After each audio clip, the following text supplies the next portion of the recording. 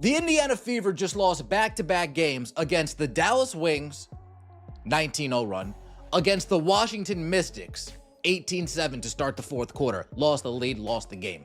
We just lost back-to-back games against teams we had no business losing to, even without Caitlin Clark. It looked like the Indiana Fever has lost another game due to Kelsey Mitchell. A coach just made the most criticized decision in recent WNBA history? Sophie Cunningham stood wide open, arms ready, practically screaming for the ball. Instead, Stephanie White chose to trust someone who's failed in these exact moments. Countless times before, the internet exploded. Fans are calling for heads, and what happened next will make every basketball fan question everything about coaching in crunch time. Coaching versus the Mystics, her game plan was piss poor. It looked like a third grader probably writ her game plan out. This isn't just about one bad play call. This is about a pattern of failures that's destroying a franchise from the inside out. But first, let's see exactly how badly this went wrong. Washington went on an 18-7 run in the fourth quarter. 18-7. Let that sink in. The Fever had multiple chances to close out this game, but instead watched their lead evaporate like water in the desert. This wasn't just poor execution. This was a complete system failure. Players looked confused. The crowd went silent. And Stephanie White? She looked like someone who just realized she left the stove on at home. Spoke until late in the third quarter. You guys were struggling offensively in that frame. Second half in general didn't feel the same as the first half on that end. Did something change for you guys? What did you see as kind of leading to stalling on that end? Yeah, I think we were just kind of slow.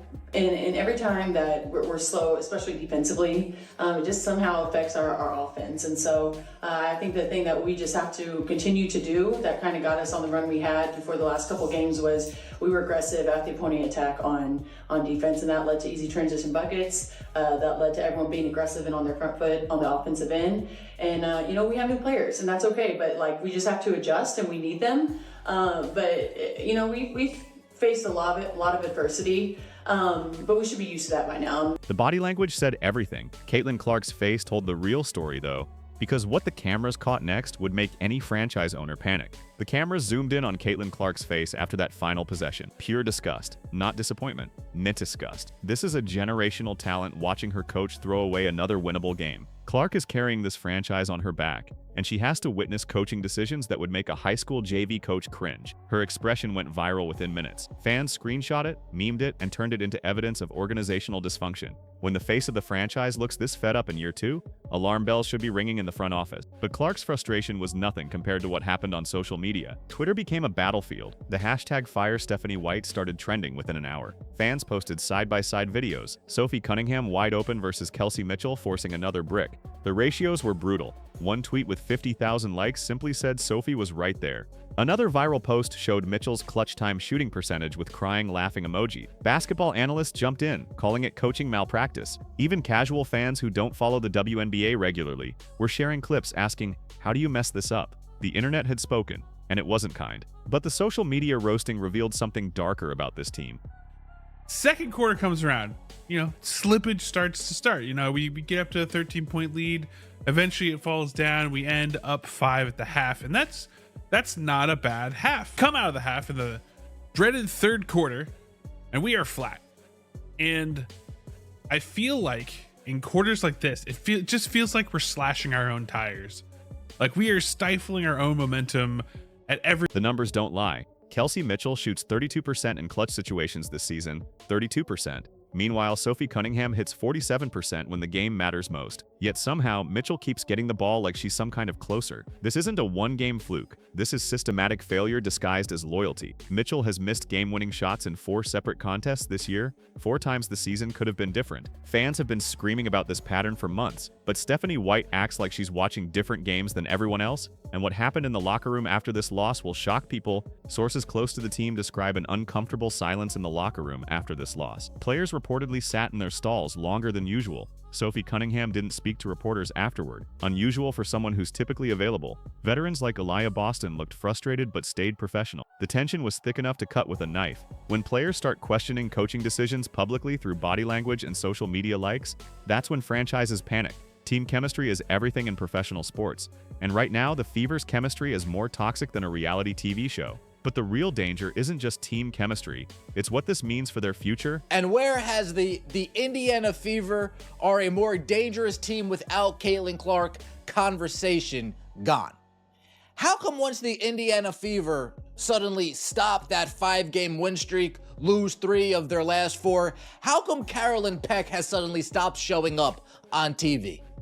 How come that narrative of the Indiana Fever are more dangerous without Caitlin Clark, why has that suddenly stopped? The Fever sit at 18-16, clinging to 7th place like a life raft in a storm. These preventable losses aren't just embarrassing, they're mathematically devastating. Every blown lead drops them closer to missing the playoffs entirely. Teams with this much talent shouldn't be sweating over postseason positioning, but here they are. The Dallas and Washington losses alone could be the difference between home court advantage and watching from the couch. Caitlin Clark didn't come to the WNBA to miss playoffs because her coach can't manage crunch time. The pressure is mounting, and the margin for error is shrinking fast. And if they miss the playoffs, the consequences will be catastrophic. To the Stephanie White press conference, we know this lady is allergic, flat out allergic to the word accountability. Stephanie White takes no accountability for anything. We are gonna watch her pass the blame to everybody. I have not watched it yet. I'm gonna see it with you guys. Sophie Cunningham was so open that arena security could have walked over and handed her the ball.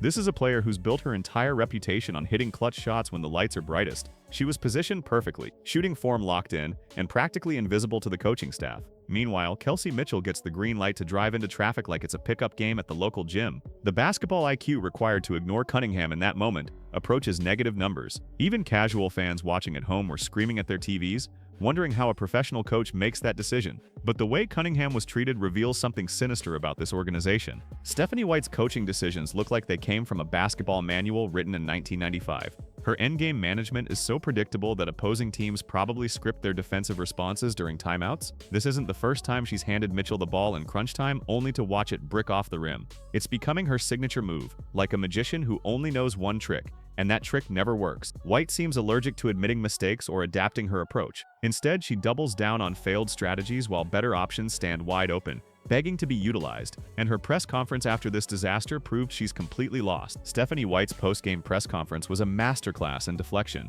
Asked directly about the final play call, she gave a word salad about execution and trust in players. Not once did she acknowledge that Sophie Cunningham was wide open. Not once did she explain why Mitchell got the shot over a more reliable option.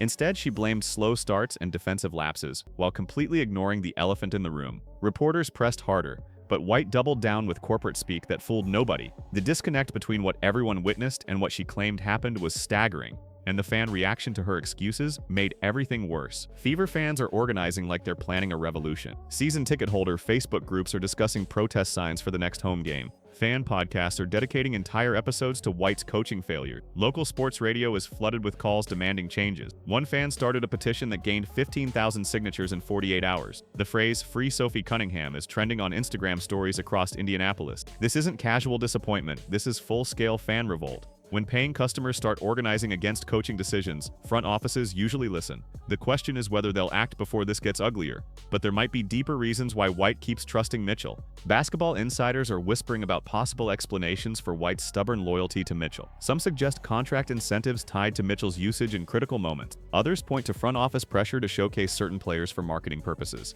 The most damning theory involves ego, that White refuses to admit her initial assessment of Mitchell as a closer was completely wrong. Former players on social media hint at politics influencing game decisions, whether it's money, pride, or organizational dysfunction. Something is clearly driving these illogical choices beyond basketball merit. The truth might be uglier than anyone imagined, and if these theories are true, the entire organization is rotten. Aaliyah Boston put up another solid performance, because that's what she does every single night. Double-double numbers, consistent effort, professional attitude, everything a franchise player should be. Then she has to watch her coach throw the game away with brain-dead decision-making. Boston deserves to be playing meaningful playoff basketball, not sweating over 7th place because her coach can't execute basic endgame management. She's quietly carrying this team while Mitchell gets the spotlight in moments she hasn't earned. Boston's professionalism is admirable, but even saints have breaking points. How long before she starts questioning her future in Indiana? Because Boston isn't the only star considering escape routes. Caitlin Clark is in her 2nd year, which means she's locked into her rookie contract for now, but contracts don't last forever. and neither does patience. Clark came to Indiana expecting to compete for championships, not watch her coach sabotage winnable games with prehistoric decision-making. Her visible frustration after this loss wasn't just about one play, it was about a pattern of organizational dysfunction that's wasting her prime years. Superstars have options, and they remember how they were treated. If the Fever can't figure out basic coaching competence, Clark will eventually find an organization that can. And if Clark leaves, the entire franchise collapses like a house of cards. Behind closed doors, Fever executives are probably having emergency meetings about this disaster. Season ticket renewals depend on fan confidence, and right now confidence is plummeting faster than Mitchell's clutch shooting percentage. Ownership invested heavily in this team's future around Clark, and watching that investment get squandered by poor coaching decisions has to be terrifying. The social media backlash isn't just noise, it's paying customers expressing buyer's remorse. Front offices track these metrics obsessively, and every angry tweet represents potential lost revenue. The pressure to make changes is building, but will they act fast enough to save the season? Because the next few games will determine everything. Championship windows in professional sports slam shut faster than fans realize. The Fever have a generational talent in Clark, a consistent force in Boston, and role players who can contribute when utilized properly. This should be the foundation of something special. Instead, they're watching precious opportunities slip away because their coach can't execute basic game management. Every blown lead, every poor decision, every wasted possession brings them closer to mediocrity. Teams that win championships maximize their talent. Teams that make excuses watch from home during the playoffs. The Fever are dangerously close to becoming the latter, and the players know their careers are being wasted.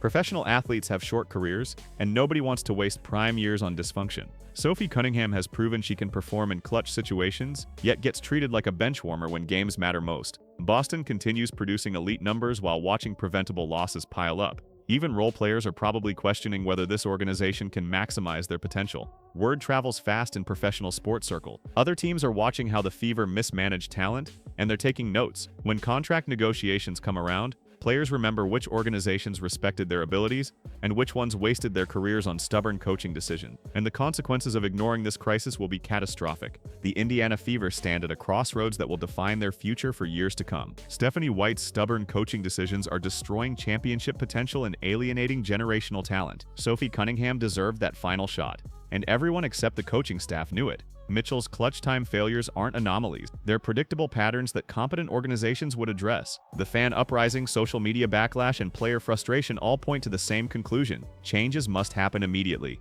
This isn't just about basketball anymore. It's about organizational competence and respect for talent. Like and subscribe if the Fever should fire Stephanie White before they lose Caitlin Clark forever. Comment below. Team Sophie or Team Mitchell? The clock is ticking on this franchise's future.